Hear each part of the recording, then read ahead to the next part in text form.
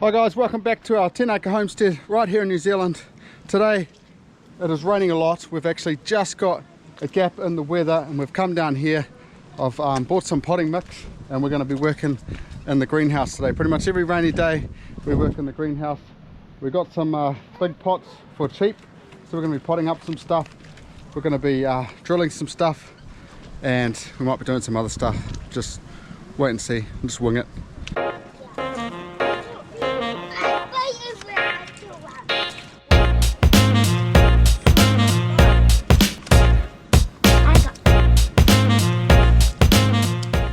So we're just over here in our main market garden. We're going to get some Jerusalem artichoke and put them into pots before they all die, because they don't last long in the ground down here. And we've got some white borage that we've got down here, and the kids have got some yukon they're just putting in the greenhouse at the moment.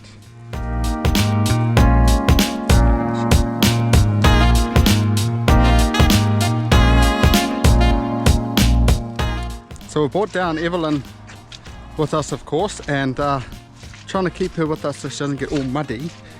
She's just run off because just at the entrance of the greenhouse is just a total mud pit. She wants to get muddy, but we're not. But we're trying to avoid it.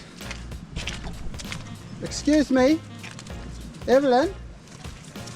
What do you think you were doing, girl? Hey, explain yourself. Explain yourself. Hey, you're trying to get all muddy, all down there where it's a mud pit. Hey, it's not good.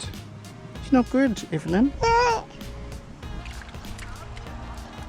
Now she has found puddles, and she's already sat in the puddle, so it's not going very good down here.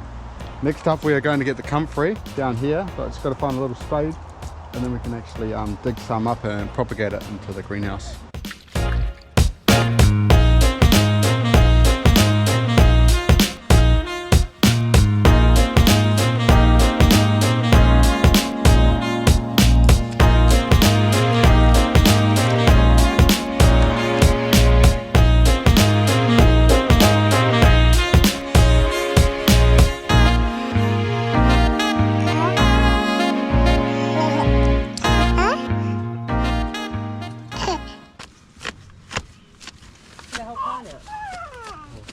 Huh? You think that's a slippery slide? Do you? You're all wet and disgusting. Do you think that's funny? So the kids are playing monkeys down there, so me and Debs are actually going to start filling up some pots and start planting some stuff.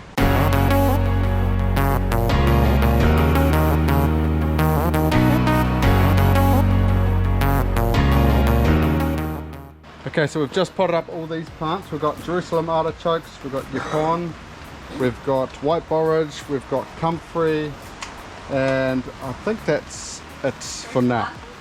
Eh? Yeah, I said Jerusalem artichokes. So now what we're going to get onto is, before these kids fall over and hurt themselves, I'm going to screw in properly this wood on this garden bed I made like 2 weeks ago, but I've got a long drill bit now, so hopefully I can do that, and then it'll be way easier to screw in, here's hoping. And then we've got to come up with some sort of plan for this dragon fruit in the corners before they just die.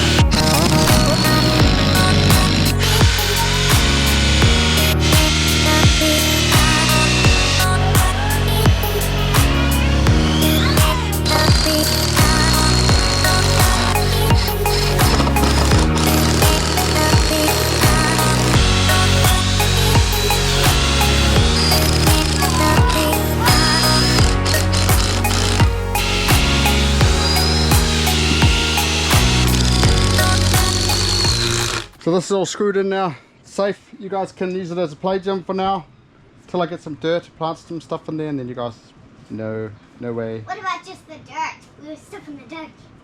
No, because then there'll be stuff planted in there. No, just the dirt. The dirt stuff. Debs, Evelyn and Enzo are going up. Enzo's been almost too naughty, and I'm going to go and use the machete, chop some stuff down, bring some more stuff in the greenhouse maybe. So welcome to my frosted out banana plants. Look at them, they're like completely, they almost look dead, but they're not dead. There is some green growth under there. But what I did find the other day, I found some ripe bananas. They are splitting a lot, but I don't know. I'm gonna see if the kids will eat them. I don't know if I'll eat them. And I've got another bunch over there that we're gonna hang in the greenhouse too. So just hold there for a second.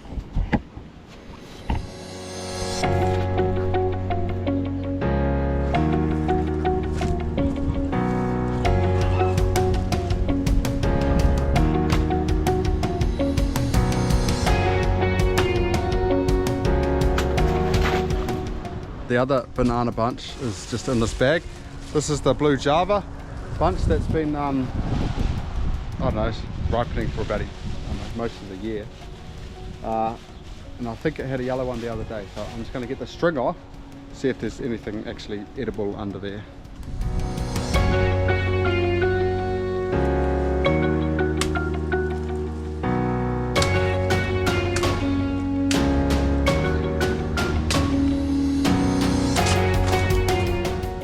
And there's just one more bunch over here that's fat enough, but it's never going to ripen. It's probably going to get more frost damage. That is this one up here. So I'm going to chop that one down, if you can see it. I'm going to chop that one down, and I'm going to hang all of these up in the greenhouse, let them ripen in there. Hopefully they'll be good to eat maybe in a week or two.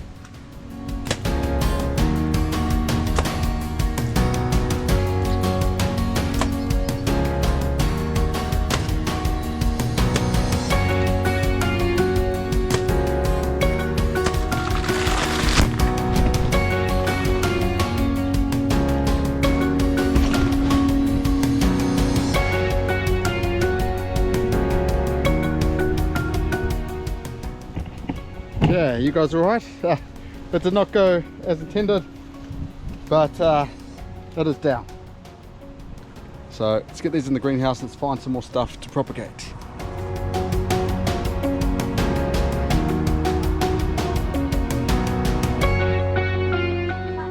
Okay, so that's 2.5 bunches hanged up. The blue Java, quite a lot of it splitting, kind of like this.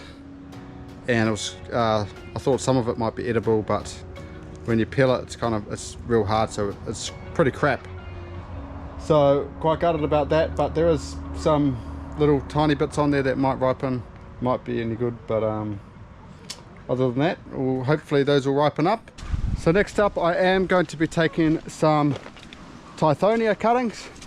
They're actually trying to come back to life here. But all it takes is just another frost and they die again. So I've heard one thing about Tithonia, they reckon plant in your syntropic system to help the young seedlings against frost. Well, I kind of think that's utter crap, because the Tithonia leaves die with the frost, so they're not really protecting much when they're like in a deciduous state. So yeah, I would, even the banana grass crap, for protecting against frost, I would use like acacias or brush wattles or something that is going to stay green and the frost is not going to kill, and that's the way you'll protect it against frost. So yeah, don't listen to most other people.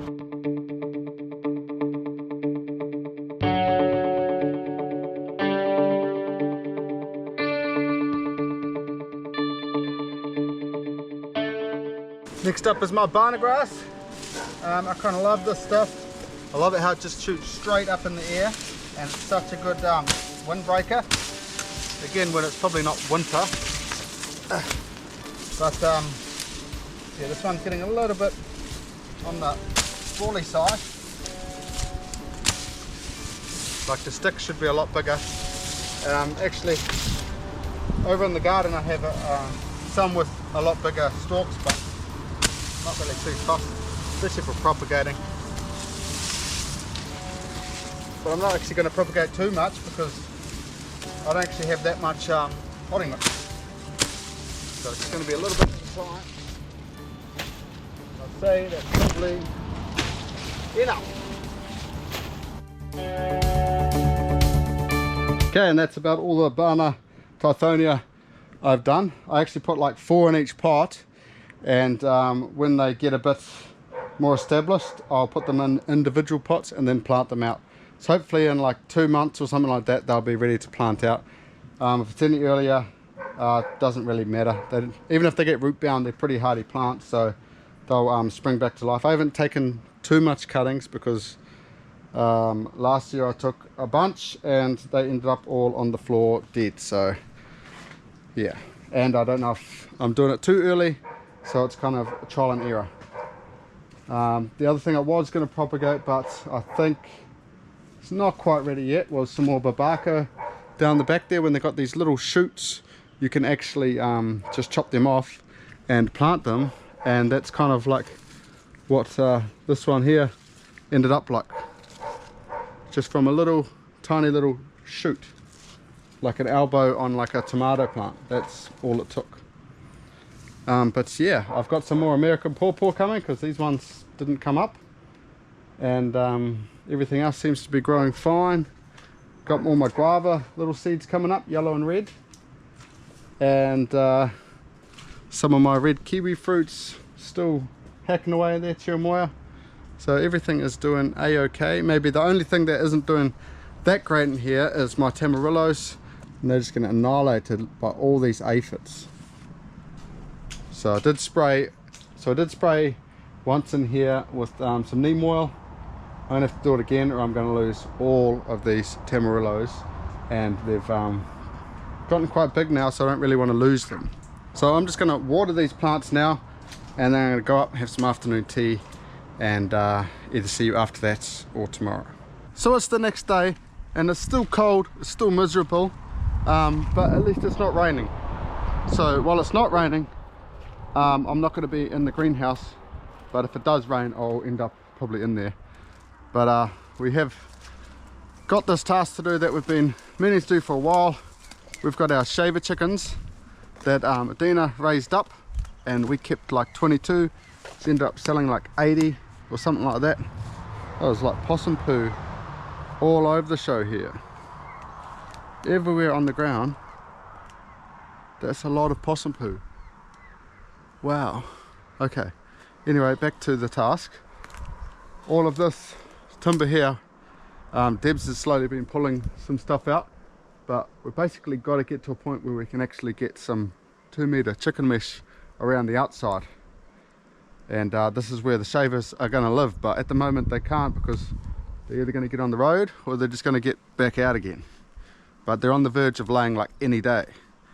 And over here is where we're going to put our barred rocks and maybe some of the ducks just for their breeding season, just so we can collect eggs as well, because they're laying all over the show. Yeah, so I'm going to put you guys on time lapse, and I'm going to see what I can achieve before the rain comes down on me.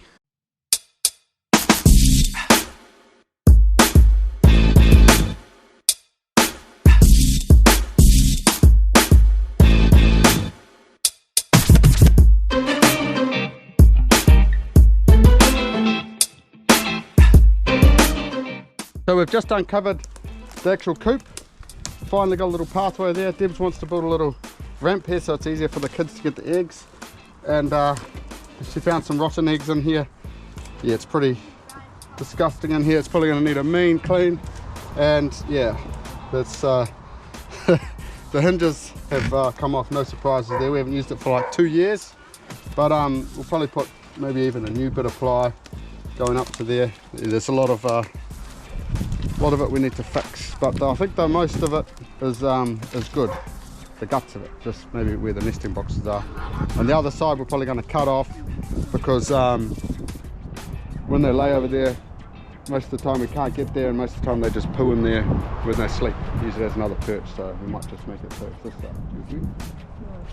No? No, you got like 20 shavers coming in here. Yeah, there's like... We just built another deck so we can get to it. To be continued.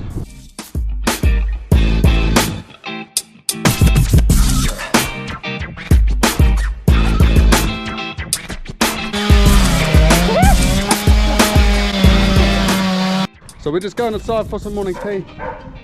It doesn't seem like we've done that much, but we have put quite a dent in it. Hopefully we can come out. Hopefully it's not raining, we can smash some more out. See you guys just in a minute. I'm back, so let's see what kind of dent we can do in here. See what we can do in about an hour or two. Hopefully a lot.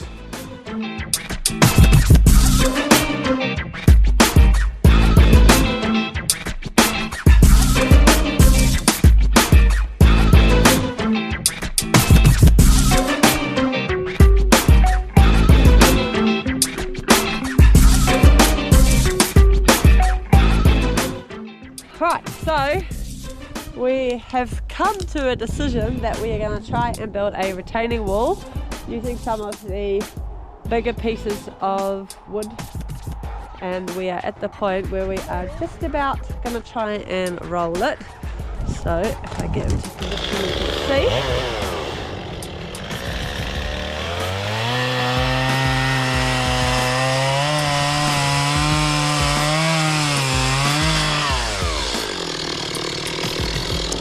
Big piece up there, we're going to try and roll. Oh man!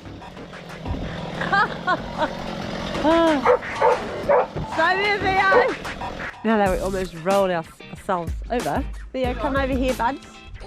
Come to mum, because we're going to roll that and we're going to be well out of the way.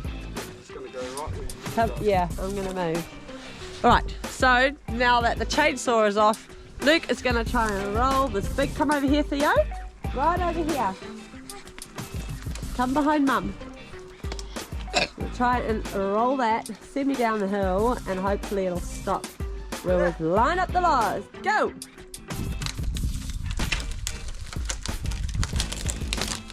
Something like that. You right? Just stay, yep, stay above that piece of wood. Okay. There we go. And then we got to find some. How far we want that side a bit more down? Yeah, maybe.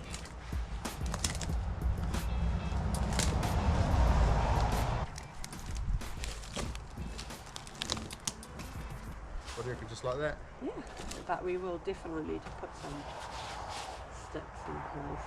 So pretty much what we're doing here, it's like building raised garden beds, but pretty much we're gonna be harvesting the pine needles and the chicken poo. So hopefully they have their all dust baths and all that over here, and we're gonna collect all the pine needles like once a year or something like that. We used to do it down there, but it used to make that fence all go down, make holes, make chickens go into the other pen. So we're just trying it here.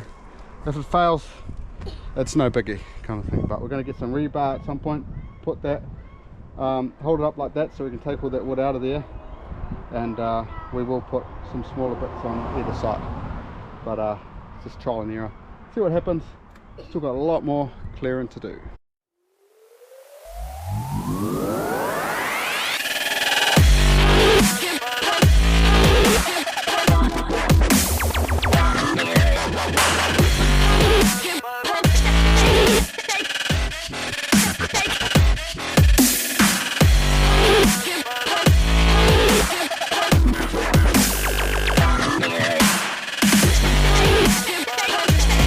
Okay, I'm done for the day. That is a heck of a load of firewood there that the kids, Deb's going to stack during the week. We've already got quite a lot stacked up already. Of course I'm going to have to chop them into smaller pieces and put them in the woodshed eventually, but it's not going to stop us from putting chickens in here. I've almost done that little corner there.